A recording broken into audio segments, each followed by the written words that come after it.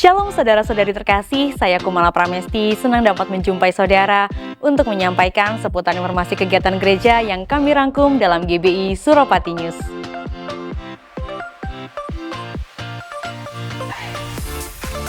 Hadirilah ibadah raya onsite Minggu 23 Juni 2024 yang diadakan dalam 5 kali ibadah di 2 tempat, GBI Transmart pada pukul 10 pagi, 12 siang, setengah 5 sore, dan setengah 7 malam.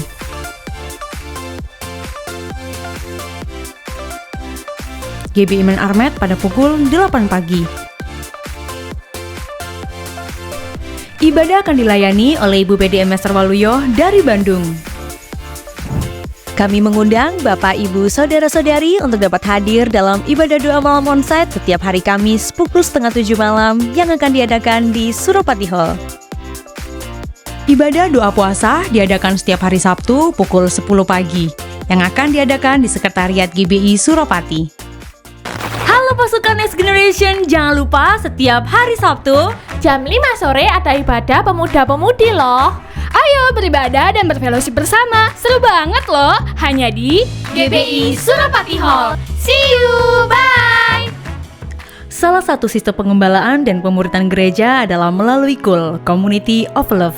Kami mendorong setiap jemaat dapat bergabung di dalam KUL untuk digembalakan dan dimuridkan. Saudara akan mendapatkan keluarga rohani yang memiliki visi kesatuan hati, tumbuh bersama, dan memenangkan jiwa. Bergabunglah sekarang juga. Hubungi counter ibadah atau daftarkan diri Anda melalui nomor yang tertera di layar. Buy for Blessing. Tidak ada hal yang lebih menenangkan selain daripada menjadi berkat bagi sesama. Dapatkan koleksi kaos edisi terbaru Mengasihi Tuhan dan Sesama. Bangkit, jadi teranglah. Saudara dapat membeli melalui online shop Tokopedia maupun Shopee dengan scan kode QR yang tertera di layar. Jadilah berkat dan Tuhan Yesus memberkati. Kami menghimbau kepada saudara-saudari sekalian yang belum dibaptis selam untuk dapat mengikuti baptisan selam pada hari Sabtu 22 Juni 2024 pada pukul 11 siang yang diadakan di Sekretariat GBI Suropati Transmart. Bagi saudara yang akan mengikuti baptisan selam dapat menyiapkan persyaratan berikut ini.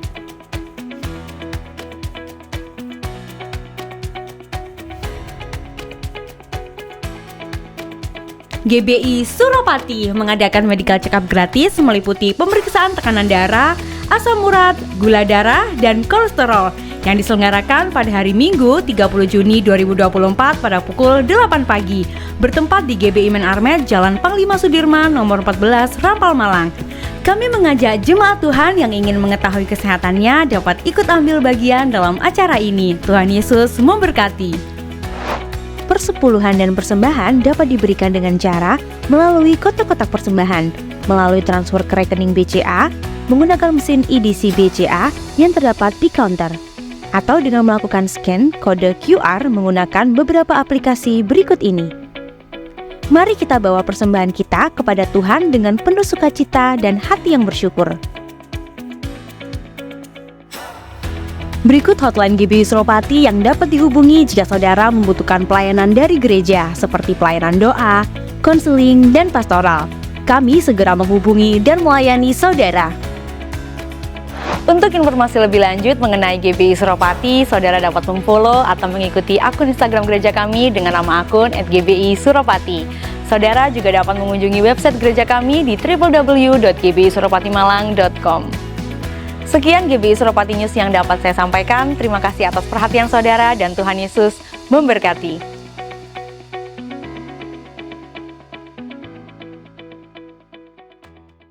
Haleluya, puji nama Tuhan. Shalom saudara kasih, saya boleh melihat tangan-tangan terangkat. Orang yang bersuka cita siap meninggikan Tuhan. Bersama-sama saya undang untuk bangkit berdiri. Haleluya, kita akan meninggikan Dia. Haleluya.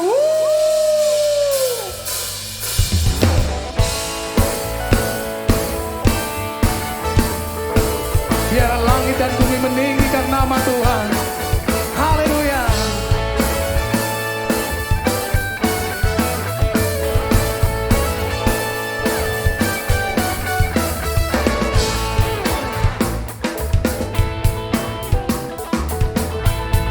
Mari bersama kita katakan, langit dan bumi pujilah Tuhan, sebab Dia ciptakan semuanya. Keagungannya mengatasi langit bumi. Sembah sujud di hadapannya.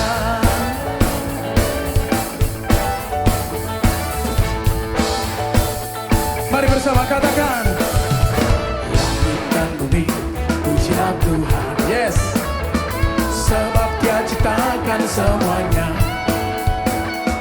Keagungannya mengatasi langit bumi. Sembah sujud di hadapan. Mari mengangkat tangan, katakan, ku puji, ku sembah, ku puji, ku sembah Yesus Kristus Sang Penebusku. Ku puji, ku sembah, ku puji, ku sembah Yesus Tuhan dan Rajaku. Ada sukacita melimpah dari tempat ini meninggikan Tuhan. Langit dan bumi pujilah Tuhan. Yes, sebab Dia ciptakan semuanya. Keagungannya mengatasi langit bumi. Sembah sujud. Boleh kita mengangkat tangan, katakan, ku puji Yesus. Ku puji, ku sembah, ku puji, ku sembah Yesus Tuhan dan Rajaku. Ku puji, ku puji Yesus Kristus Sang Penebusku. Ku puji, ku sembah, ku puji, ku sembah Yesus Tuhan dan Rajaku. Ada tepuk tangan sukacita meninggikan nama Tuhan. Dia yang layak disembah. Woo!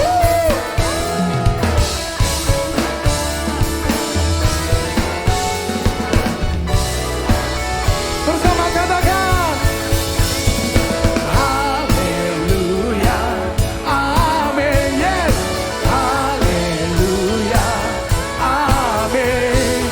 Haleluya, amin. Haleluya, amin. Haleluya, haleluya.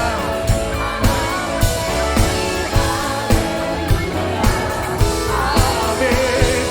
Haleluya. Amin. Haleluya. Mari coba sendiri katakan, haleluya. Woo! Amin. Haleluya. Amin. Haleluya. Mari berseru.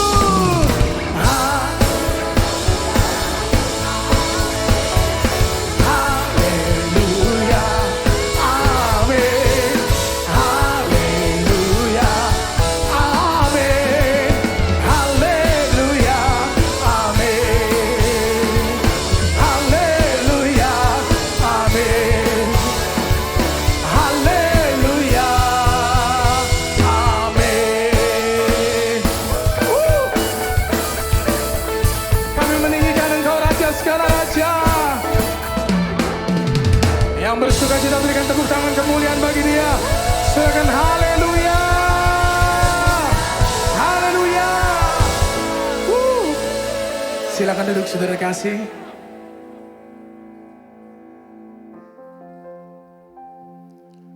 Sungguh kami bersyukur siang hari ini Tuhan. Kami boleh meninggikan Engkau, kami boleh menyembah, boleh memuji Engkau. Semua karena anugerah dan kebaikan-Mu Tuhan. Biarlah siang hari ini kami persembahkan segalanya hanya kepadamu, hanya kepadamu kami bawa korban syukur kami. Mari sembah Dia, sembah Dia. Saat ini kami datang, saat ini kami datang untuk menyembah-Mu Tuhan. Dalam segala keadaan, dalam segala kondisi, kami mau terus menyembah, kami mau terus bersyukur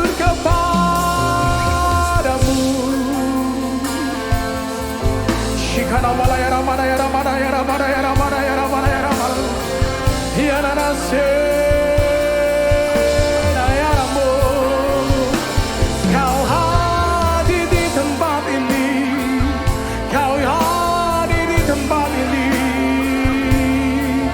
Kami sembah Engkau Tuhan, Raja segala Raja. Mari sembah Dia dengan segenap hatimu, sembah Dia dengan segenap kerinduanmu. Haleluya. Kiamasenayaramu. Ada damai sejahtera mengalir, ada sukacita mengalir saat kami di dalam hadirat-Mu.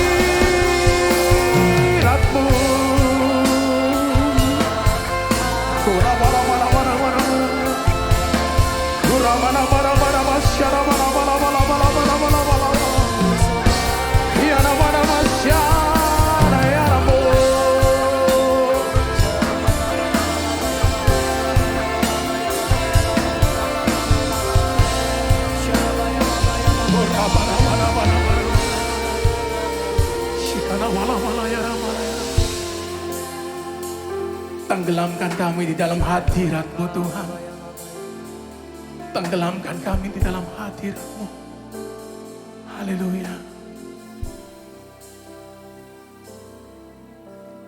Kau yang terindah di dalam hidup ini. Tiada Allah Tuhan yang seperti Engkau, besar perkasa penuh kemuliaan. Kau yang temani di dalam hidup ini.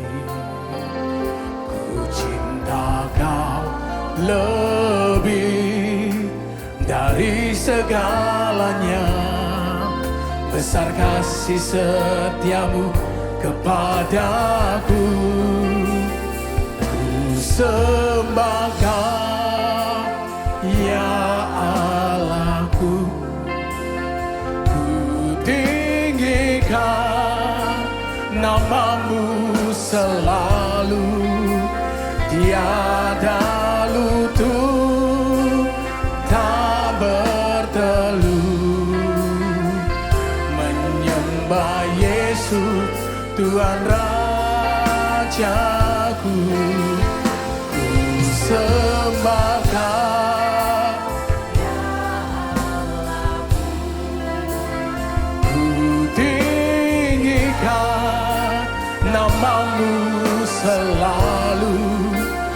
Semua lidah kan mengaku Engkaulah Yesus Tuhan Rajaku. Mari kita berikan kemuliaan bagi Dia. Bersama katakan, Kau yang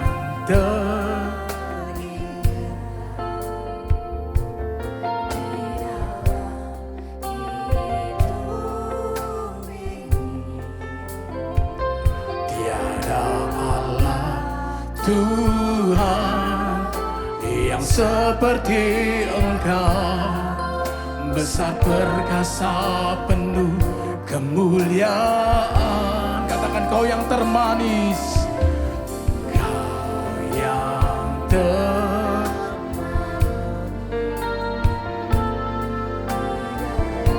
hanya Engkau Yesus.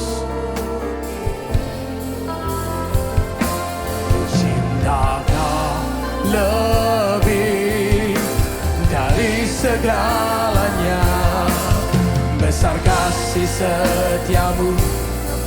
Kami mengangkat tangan kami dan berkata, ku sembah Kau, ku tinggikan namamu selalu.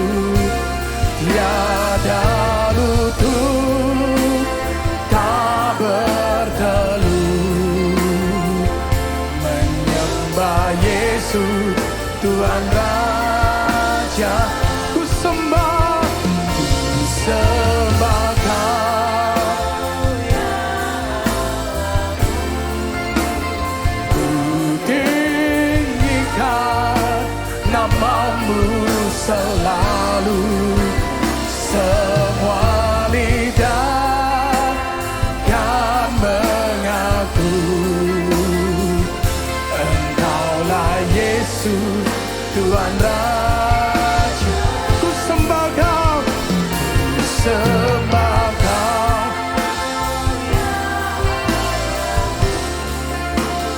ku tinggikan namamu selalu. Tiada lutut tak berteduh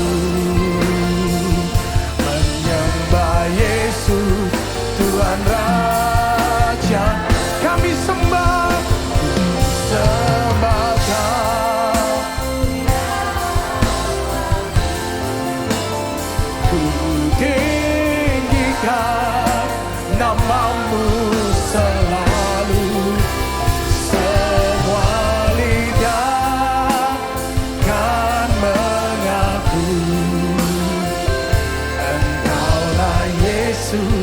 Tuhan Rajaku.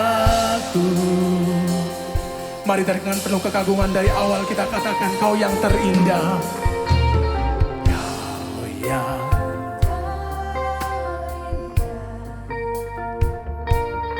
di dalam hidup ini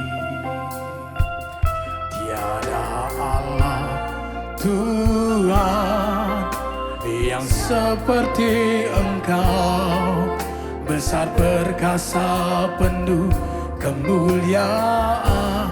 Kau yang termanis, Kau yang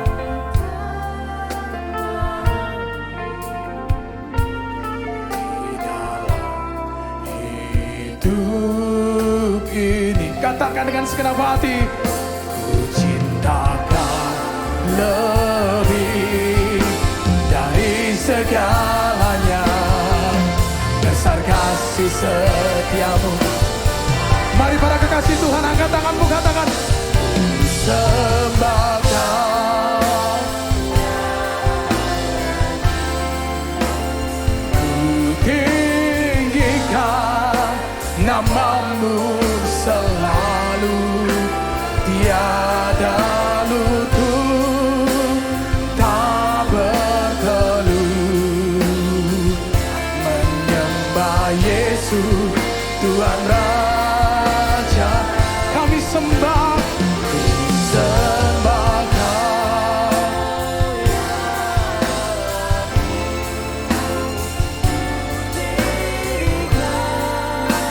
namamu selalu. Semua lidah kan mengaku Engkaulah Yesus Tuhan Raja. Dengan segenap cinta kami katakan, ku sembah Kau,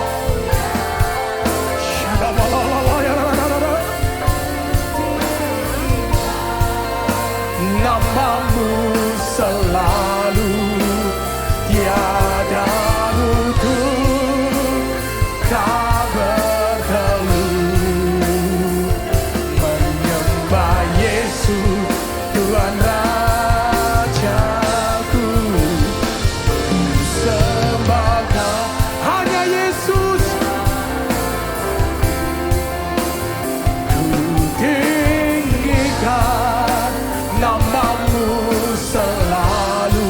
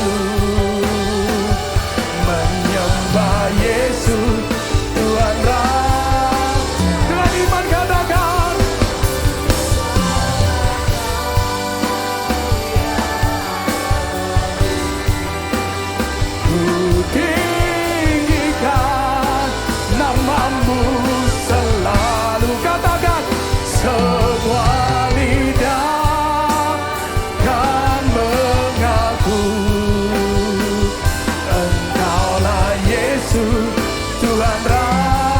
Semua lidah kan mengaku, semua lidah kan mengaku, Engkaulah Yesus Tuhan Raja. Kami nyatakan semua lidah kan mengaku, semua lidah kan mengaku, Engkaulah Yesus Tuhan Rajaku.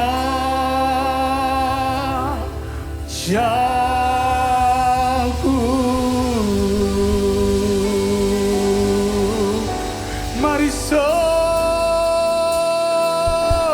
Dia.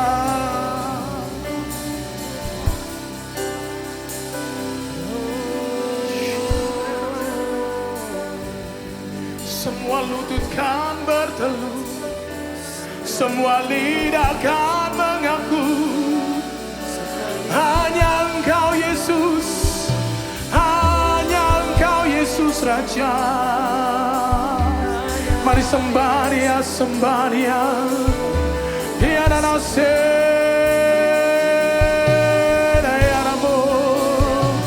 terima kasih Tuhan.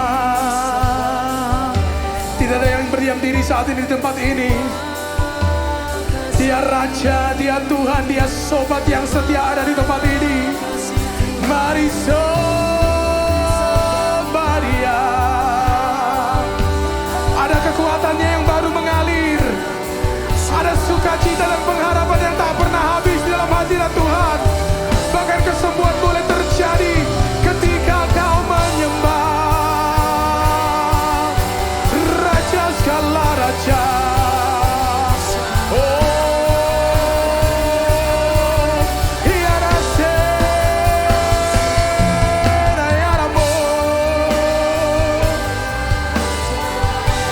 Jangan pernah berhenti percaya, jangan pernah berhenti berharap kepadanya. Apapun saat ini keadaanmu, nyatakan syukur, nyatakan pujian, nyatakan mazmur di hadapannya. Dia layak terima sembah, Dia layak diagungkan untuk selama-lamanya. Yesus Tuhan dan Raja. Ada nyanyian kemenangan, ada nyanyian sorak-sorai yang terus kau berikan pada hidup kami. Terima kasih Tuhan. Shikirlah ya ramana ya ramana ya ramana ya ramana ya ramana ya ramana masya kana tena ini.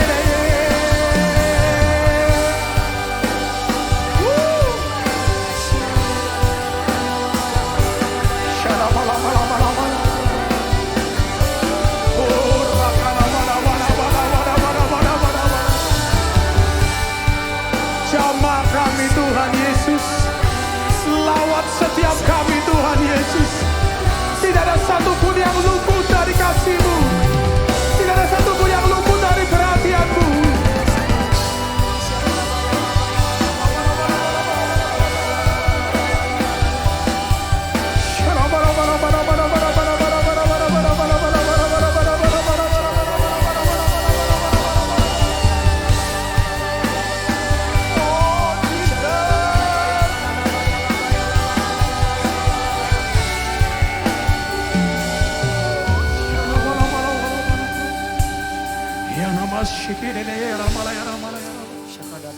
Tuhan, Engkau mendengar setiap seruan umat-Mu. Tuhan, Engkau menelisiki setiap hati kami para penyembah-penyembah-Mu. Janji-Mu pada kami tahun ini kami akan bangkit dan menjadi terang-Mu Tuhan. Mari sembah Dia, sembah Dia. Betapa kami mengagumi-Mu, betapa kami menghormati-Mu Tuhan. Ku kagum hormat akan Engkau, ku kagum hormat akan Engkau. Kau Allah yang layak dipuji.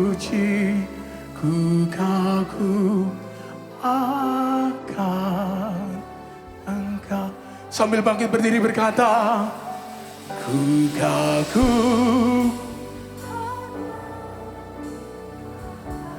Mari dengan suara lantang.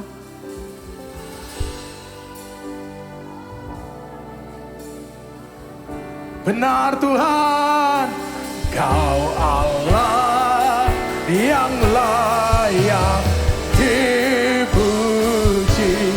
Ku kagum akan Engkau. Mari berikan sorak-sorai dan berkata, ku kagum.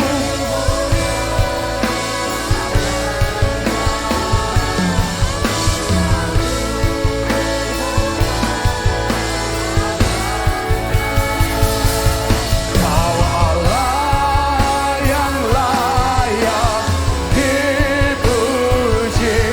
Ku kagum akan. Dengan bangga katakan, ku kagum.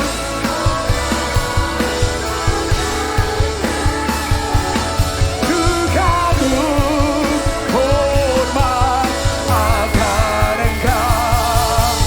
Kau Allah yang layak dipuji. Ku kagum. Mari cuma sambil mengangkat tanganmu katakan, ku kagum. Yes.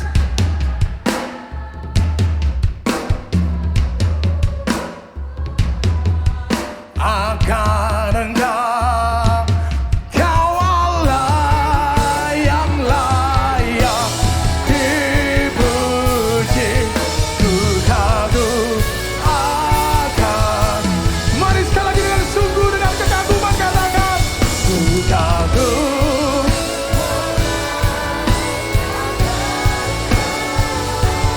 Ku kagum hormat akan. Katakan, Kau Allah yang layak dipuji. Ku kagum akan. Kau Allah yang layak dipuji. Kau Allah yang layak dipuji. Ku kagum akan. Sekali lagi katakan, Kau Allah yang layak dipuji. Ku kagum akan Engkau.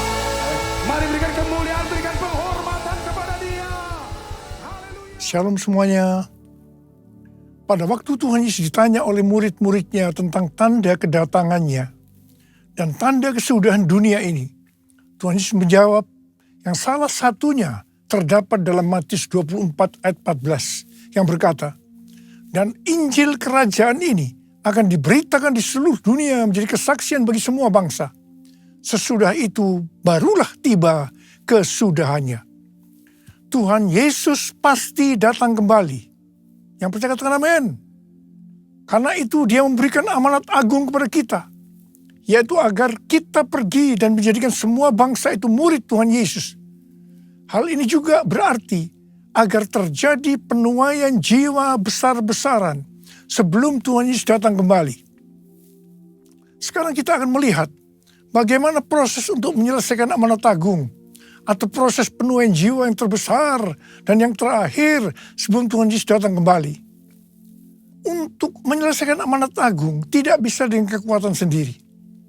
Karena itu pesan terakhir Tuhan Yesus sebelum naik surga kepada murid-muridnya, yang juga berarti kepada kita semua, dalam Kisah Para Rasul 1 ayat 8. Tetapi kamu akan menerima kuasa kalau Roh Kudus turun ke atas kamu, dan kamu akan menjadi saksiku di Yerusalem dan di seluruh Yudea dan Samaria dan sampai ke ujung bumi. Jadi untuk menyelesaikan amanat agung, kita harus menerima kuasa dari Roh Kudus yang turun ke atas kita. Setelah itu dengan disaksikan para murid-muridnya, Tuhan Yesus naik ke sorga. Setelah Tuhan Yesus naik ke sorga, 120 murid Tuhan Yesus berkumpul di kamar loteng Yerusalem. Mereka melakukan ini karena Tuhan Yesus memerintahkan agar mereka tidak meninggalkan kota Yerusalem sebelum diperlengkapi dengan kekuasaan dari tempat tinggi. Tuhan Yesus berkata, sebab Yohanes membaptis dengan air, tetapi tidak lama lagi kamu akan dibaptis dengan Roh Kudus. Apa yang dilakukan 120 murid di kamar loteng? Alkitab berkata bahwa mereka semua bertekun dengan sehati dalam doa bersama-sama. Artinya, mereka berdoa, memuji dan menyembah Tuhan dalam unity siang dan malam. Ini adalah prinsip restorasi Pondok Daud. Ini adalah prinsip menara doa. Setelah 10 hari mereka melakukan hal ini, maka pada hari raya Pentakosta, tiba-tiba turunlah dari langit suatu bunyi seperti tiupan angin keras yang memenuhi seluruh rumah di mana mereka duduk. Dan tampaklah lidah-lidah seperti nyala api yang bertebaran dan hinggap pada mereka masing-masing. Maka penuhlah mereka dengan Roh Kudus. Lalu mereka mulai berkata-kata dalam bahasa-bahasa lain seperti yang diberikan oleh Roh itu kepada mereka untuk mengatakannya. Itu adalah bahasa roh. Jadi tanda awal orang yang dibaptis dengan Roh Kudus adalah mereka akan berbahasa roh. Rohmu yang hidup penuhiku, mengalir dalamku. Jiwaku tenang bersamamu dalam naunganmu.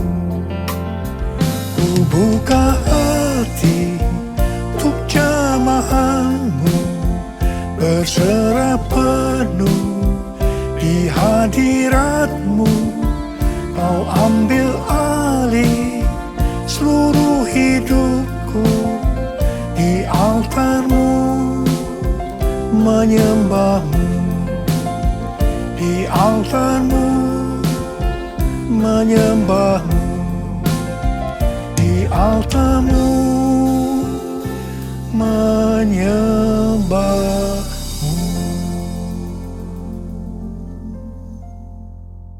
Apa yang terjadi setelah murid-murid Tuhan Yesus dipenuhi dengan Roh Kudus? Hal yang pertama, Petrus berkhotbah sekitar 5 menit. Dan kira-kira 3.000 orang bertobat dan dibaptis. Wow! Petrus berkhotbah dengan kuasa Roh Kudus. Pada zaman itu populasi penduduk dunia sekitar 255 juta orang. Sekarang penduduk dunia sekitar 8 miliar. Jadi 3.000 orang yang bertobat dan dibaptis pada waktu itu setara dengan sekitar 94.000 orang pada saat ini. Saya percaya hal ini juga bisa terjadi pada saat ini. Hal yang kedua, setelah murid-murid Tuhan Yesus dipenuhi dengan Roh Kudus, mereka dipakai untuk menyatakan tanda-tanda dan mujizat sehingga banyak orang yang bertobat. Petrus dan Yohanes menyembuhkan orang lumpuh sejak lahir. Bayangan Petrus bisa menyembuhkan orang sakit.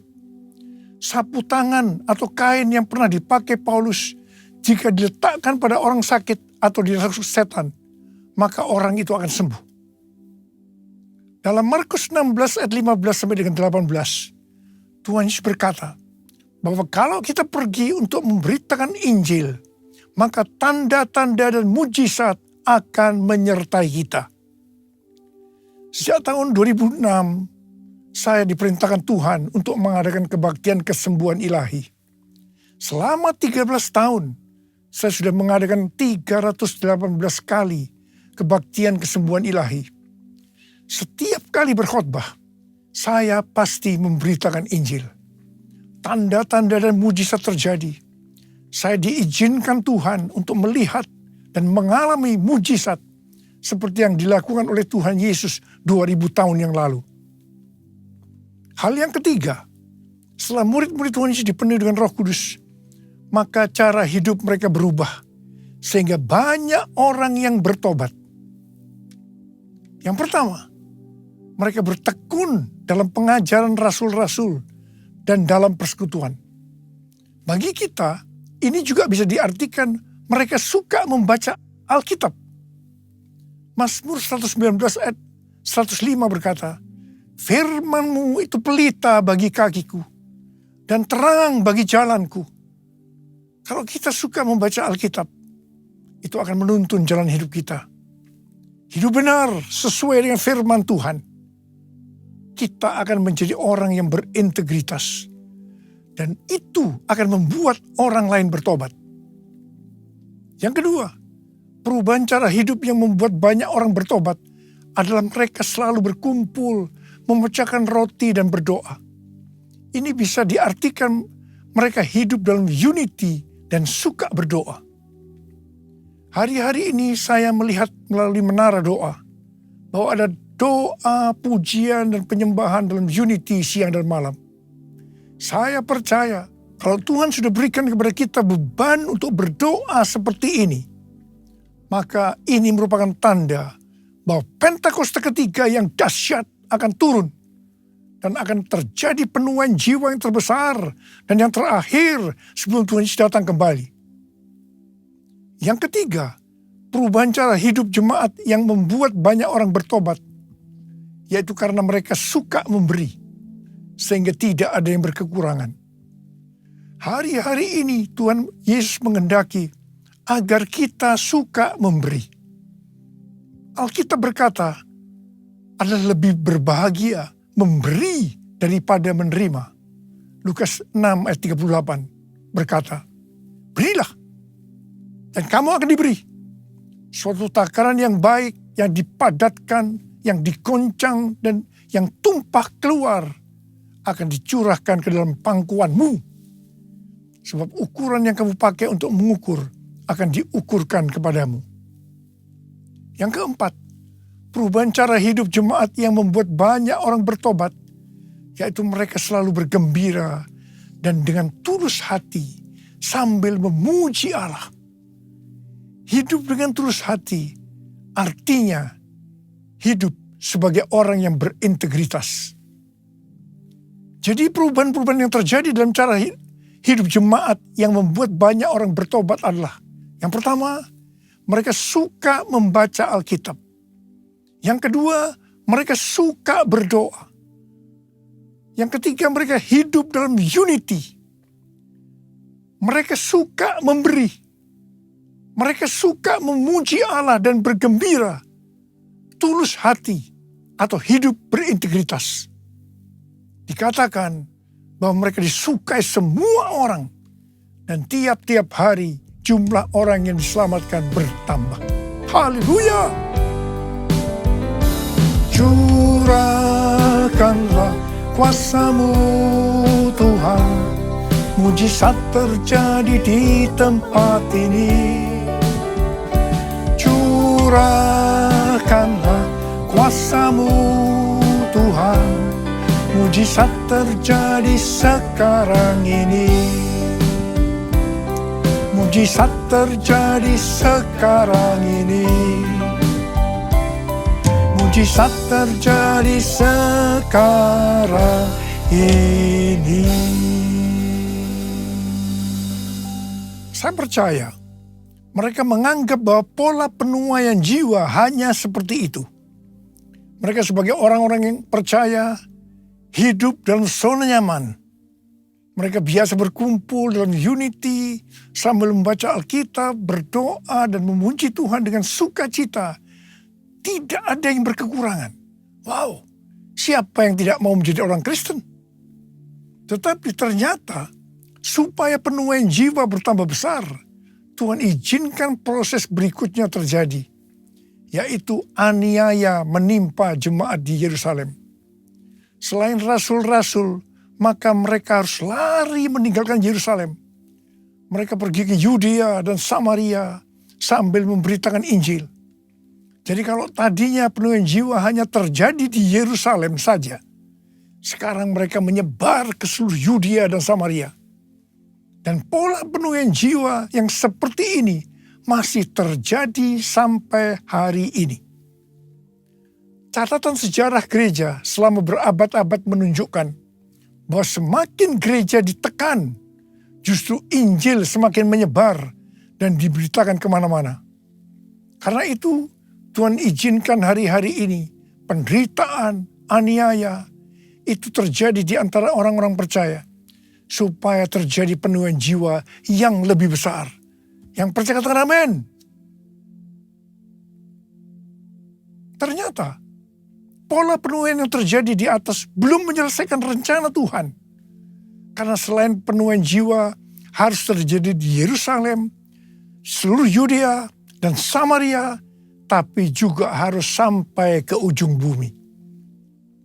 Tuhan mempunyai cara untuk membuat penuaian jiwa itu sampai ke ujung bumi, yaitu dengan terjadinya perubahan paradigma dalam pelayanan.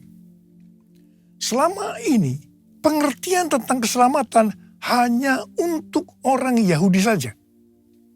Tetapi melalui peristiwa Kornelius, di mana Petrus diutus oleh Tuhan untuk mendatangi Kornelius yang bukan orang Yahudi, untuk memberitakan jalan keselamatan, akhirnya mereka mengerti bahwa ternyata keselamatan bukan hanya untuk orang-orang Yahudi saja, tetapi untuk semua bangsa. Dan ini mengakibatkan terjadinya penuaian jiwa besar-besaran. Haleluya! Jadi, mereka tidak hanya mengabarkan Injil di Yerusalem, Yudea dan Samaria saja, tetapi sekarang mereka, termasuk kita, juga pergi ke seluruh dunia. Proses perubahan paradigma dalam pelayanan itu tidak mudah. Petrus harus diyakinkan oleh Tuhan. Kalau Tuhan berkata halal, jangan kamu berkata haram. Orang-orang yang bukan Yahudi adalah haram di mata orang Yahudi. Proses itu masih terus berlanjut untuk memberikan pengertian kepada orang-orang Yahudi, golongan bersunat, dan juga orang-orang Farisi yang sudah bertobat. Di mana mereka berpendapat bahwa orang yang bukan Yahudi yang percaya kepada Tuhan Yesus harus disunat dan diwajibkan mengikuti hukum-hukum Musa. Tetapi melalui sidang di Yerusalem, akhirnya mereka mengerti dan bisa menerima bahwa keselamatan bukan hanya untuk orang-orang Yahudi saja, tapi untuk semua bangsa. Katakan amin. Jesus, I believe in you. Jesus, I belong to you. You're the reason that I live, the reason that I sing. Jesus, I believe in you. Jesus, I belong to you. You're the reason that I live, the reason that I sing with all I am. Di awal pelayanan saya termasuk salah seorang yang dipakai oleh Tuhan untuk melakukan paradigma yang baru dalam pelayanan untuk menyelesaikan amanat agung. Sebagai contoh, tentang membuka gereja baru. Yang kedua, cara ibadah dengan doa, pujian, dan penyembahan, termasuk menggunakan bahasa roh untuk memuji dan menyembah Tuhan. Yang ketiga, tempat ibadah yang dilakukan bukan di gedung gereja. Dan yang keempat juga mengenai Pentakosta ketiga. Semua itu selalu diawali dengan pro dan kontra. Sama dengan yang terjadi pada waktu zaman kisah para rasul tadi. Pada tahun 2009, Tuhan berbicara kepada saya bahwa Tuhan akan mencurahkan Roh Kudus sehingga terjadi pencurahan Roh Kudus yang dahsyat. Pada saat Roh Kudus dicurahkan, akan terjadi peristiwa seperti yang terdapat dalam Yoel 2 ayat 28 sampai 32. Di sini disebutkan bahwa pada saat Roh Kudus dicurahkan akan ada 3 tanda yang terjadi. Tanda pertama sesuai dengan Yoel 2 ayat 28 dan 29. Bahwa anak-anak, pemuda, dan orang tua akan dipakai oleh Tuhan secara luar biasa. Amin. Tanda yang kedua sesuai dengan Yoel 2 ayat 30. Maka akan terjadi mujizat yang luar biasa. Tanda ketiga sesuai dengan Yoel 2 ayat 31. maka akan terjadi goncangan-goncangan yang dahsyat. Dengan adanya 3 tanda ini, maka Yoel 2 ayat 32 akan digenapi. Akan banyak orang yang berseru kepada nama Tuhan, dan mereka yang berseru kepada nama Tuhan akan diselamatkan. Ini berarti akan terjadi penuaian jiwa yang besar. Sejak tahun 2009, hampir di setiap khotbah, saya selalu mengingatkan tentang guncangan-guncangan ini. Dan ini terjadi hampir sekitar 10 tahun. Siapa mengira bahwa yang disebut dengan guncangan ini adalah pandemi COVID-19. Di mana di Indonesia dimulai pada tanggal 2 Maret 2020. Kita melihat selama ini bahwa dengan adanya pandemi COVID-19 ini, telah terjadi perubahan paradigma dalam pelayanan. Pelayanan secara online terbukti merupakan alat untuk mempercepat penyelesaian amanat agung, yaitu dengan semakin cepat dan banyaknya orang yang mendengar dan mengenal Injil Kerajaan Allah. Pada tanggal 8 Februari 2023, dimulainya kebangunan rohani di Asbury University, Kentucky. Yang mereka lakukan adalah berdoa, memuji, dan menyembah Tuhan dalam unity siang dan malam. Ini adalah prinsip restorasi Pondok Daud. Ini adalah prinsip menara doa. Kebangunan rohani ini menyebar ke kampus-kampus lain di Amerika Serikat.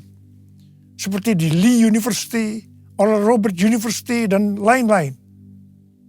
Berita kebangunan rohani melanda ke seluruh dunia. Revival di Asbury University ini merupakan bagian dari penggenapan Pentakosta ketiga, di mana Tuhan melawat generasi Yeremia, yaitu anak-anak muda yang dipenuhi dengan Roh Kudus, cinta mati-matian kepada Tuhan Yesus, tidak kompromi terhadap dosa, dan akan memenangkan banyak jiwa. Dan melalui revival di atas ini, Tuhan menunjukkan bahwa pola penuaian jiwa ke depan ini, saya percaya sampai dengan Tuhan Yesus datang kembali, adalah melalui menara doa, yaitu doa, pujian, dan penyembahan bersama-sama dalam unity siang dan malam. Pelayanan seperti ini di kampus-kampus sudah berakhir. Tetapi Tuhan sedang memunculkan di Amerika Serikat yang disebut dengan Third Pentecost Azusa Street Prayer Tower. Azusa Street Prayer Tower adalah tempat untuk berdoa bagi kebangunan rohani global Pentakosta ketiga. Pelayanan dan pelatihan di dalam pusat kota Los Angeles, California. Dan lokasinya adalah sekitar 25 meter dari Azusa Street Revival yang dipimpin oleh William Seymour tahun 1906. Azusa Street Prayer Tower ini adalah penggenapan nubuatan dari Cindy Jacob bahwa gerakan Pentakosta ketiga ini dimulai dari timur ke barat, dan barat ini adalah Amerika Serikat. Dari Amerika Serikat akan menyebar ke seluruh dunia dan kembali ke Yerusalem. Api Pentakosta menyala, api Pentakosta menyala, api, api, api, api, api, api Pentakosta ketiga. Api Pentakosta menyala, api Pentakosta menyala, api, api, api, api, api, api Pentakosta ketiga. Banyak hamba Tuhan mendapatkan bahwa kita harus memperhatikan dengan saksama sampai dengan tahun 2033. Tahun 2033 adalah peringatan 2000 tahun kematian, kebangkitan, kenaikan Tuhan Yesus ke sorga. Tahun 2033 adalah peringatan yang ke-2000 tahun pencurahan Roh Kudus, yang berarti peringatan hari ulang tahun gereja yang ke-2000. Peringatan 2000 tahun dimulainya amanat agung. Visi yang didapatkan oleh Empower 21 adalah pada hari Pentakosta 2033, Setiap orang akan mendapatkan kesempatan untuk berjumpa secara autentik dengan Tuhan Yesus melalui kuasa dan kehadiran Roh Kudus. Everyone. Rick Warren dari aliran baptis mendapatkan bahwa tahun 2033 adalah goal untuk menyelesaikan amanat agung. Tuhan memberikan tuntunan untuk menyelesaikan amanat agung tahun 2033. Kita seperti orang Israel yang dipimpin oleh Yosua untuk memasuki tanah perjanjian, yaitu melalui jalan yang belum pernah kita lalui sebelumnya. Mereka akan dituntun oleh tabut Allah. Jarak antara tabut Allah dengan orang Israel yang mengikutinya harus sekitar 2000 hasta. Tidak boleh terlalu dekat, juga tidak boleh terlalu jauh. Untuk itu, mereka harus menguduskan diri. Kita juga akan dituntun oleh Roh Kudus dengan cara yang sama. Saya percaya, pola penuhan jiwa untuk menyelesaikan amanat agung adalah melalui doa, pujian, penyembahan bersama-sama dalam unity siang dan malam. Ini adalah prinsip restorasi Pondok Daud. Ini adalah prinsip menara doa. Pada tanggal 15 Maret 2024, Tuhan berbicara kepada saya bahwa sekarang kita memasuki kebangunan rohani tahap berikutnya, yang berarti tahap yang terakhir. Pada tanggal 16 Maret 2024, saya mendapatkan konfirmasi nubuatan James W. Gould, yaitu bahwa sekarang kebangunan rohani yang besar dan kebangkitan generasi anak-anak muda sudah dimulai. Sudah dimulai. Kick off. Haleluya. Tanggal 3 sampai 5 Juli 2024 di SICC akan diadakan Everyone Asia 2024, Reaching Every Person on Earth. Tuhan memberikan pengertian bahwa ini adalah trigger atau gong dimulainya kebangunan rohani yang terbesar dan yang terakhir secara global untuk generasi Yeremia. Haleluya! Untuk menyelesaikan amanat agung tidak bisa dengan kekuatan sendiri, tetapi harus dengan kuasa Roh Kudus. Karena itu kita harus dipenuhi Roh Kudus. Ada berapa banyak yang akan berkata, Tuhan, saya mau dipenuhi Roh Kudus. Saya mau menyelesaikan amanat agung Tuhan Yesus. Angkat tangan saudara. Katakan bersama saya, beri api yang dahsyat seperti yang Kau janjikan, berembus Roh Kudus, beri kuasa urapan-Mu sekarang. Beri api yang dahsyat seperti yang Kau janjikan, berembus Roh Kudus, beri kuasa urapan-Mu sekarang. Beri kuasa urapan-Mu sekarang. Beri kuasa urapan-Mu sekarang. Uriala basyara la bala bala bala bala bala bala bala bala. Uriala la bala bala bala bala bala bala. Curahkan pengurapan-Mu ya Tuhan. Api yang dahsyat turun dalam nama Yesus, dalam nama Yesus. Memberikan kuasa, berikan kuasa, kuasa untuk menyelesaikan amanat agung Tuhan Yesus. Terima kasih Tuhan, terima kasih, terima kasih Tuhan, terima kasih. Dalam nama Yesus, amin. Mari kita akan masuk dalam perjamuan kudus. Kita akan mengingat ayat ini. Sebab setiap kali kamu makan roti ini dan minum cawan ini, kamu memberitakan kematian Tuhan sampai Ia datang. Perjamuan kudus adalah perjamuan Tuhan Yesus sendiri. Setiap kali kita masuk dalam perjamuan kudus, Tuhan Yesus berkata, biarlah ini menjadi peringatan akan daku. Karena itu mari arahkan hati kita kepada kebaikan Tuhan. Supaya kita lebih mengasihi Tuhan Yesus. Kita lebih mengasihi satu dengan yang lain. Bapa, Siapa kami sebelum kami mengenal Engkau? Kami semua orang berdosa. Upah dosa adalah maut, mati. Tapi Engkau yang tidak berdosa telah dijadikan dosa oleh karena kami. Engkau harus turun dari sorga mulia, mati ganti kami dengan penderitaan yang luar biasa. Sungguh kalau kami pikirkan betapa baiknya Engkau ya Aba. Kau jadikan kami sebagai anak-anak-Mu. Kau tuntun, Kau bela, Kau lindungi, Kau tegur juga kalau kami salah. Engkau hajar juga. Itu Engkau ya Aba. Itu Engkau ya Aba. Tuhan akan memberkati kita melalui perjamuan kudus. Tapi Tuhan mau kita makan dan minum dengan cara yang benar. Karena itu masing-masing sekarang berdoa. Introspeksi. Lihat keadaan dirimu masing-masing. Jangan menyimpan dosa. Kalau ada dosa yang Tuhan ingatkan, langsung minta ampun. Ampuni saya Tuhan. Ampuni saya Tuhan. Katakan, ampuni saya Tuhan, ampuni kami semua.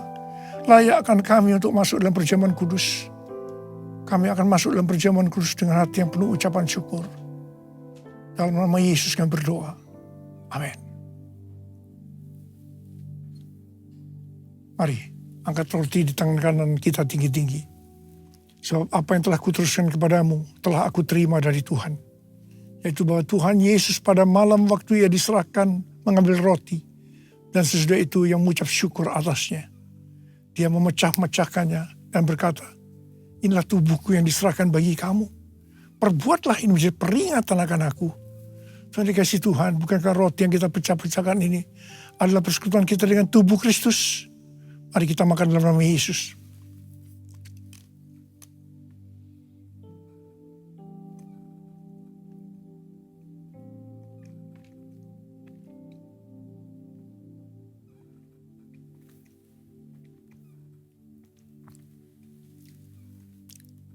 Mari angkat cawan di tangan kanan kita tinggi-tinggi. Demikian juga yang mengambil cawan sesudah makan lalu berkata, cawan ini adalah perjanjian baru yang dimeterkan oleh darahku. Perbuatlah ini setiap kali kamu meminumnya menjadi peringatan akan aku. Saudara dikasih Tuhan, bukan cawan pengucapan syukur. Yang atasnya kita ucapkan syukur adalah persekutuan kita dengan darah Yesus. Mari kita minum dalam nama Yesus.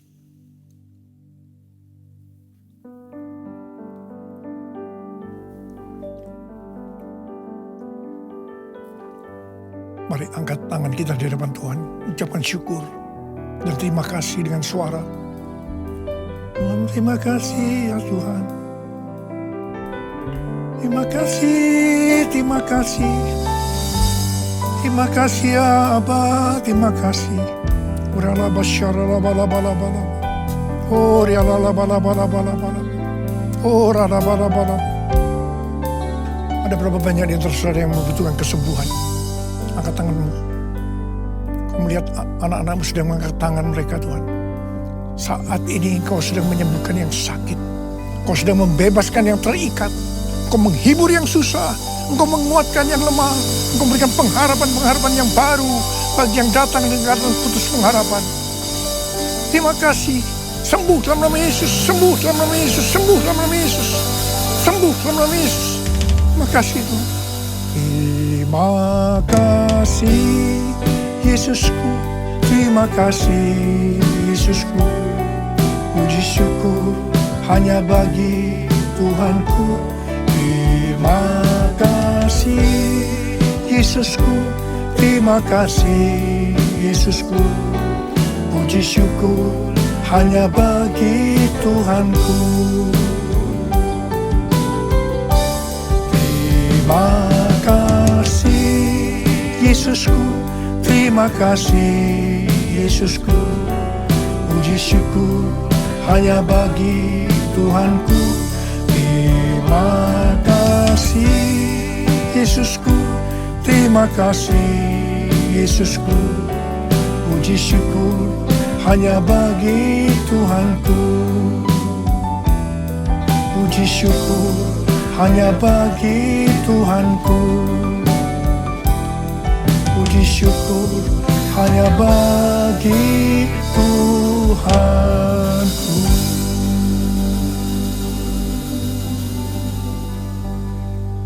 Terima kasih Tuhan. Sekarang terimalah berkat Tuhan. Kasih karunia berlimpah-limpah daripada Allah Bapa dalam anak yang tunggal Yesus Kristus. Persekutuan yang manis dengan Roh Kudus menyertai kita semua. Mulai hari ini sampai Tuhan Yesus datang menjemput kita di awan-awan. Dan bahkan sampai selama-lamanya. Yang percaya bersama-sama katakan, Amin.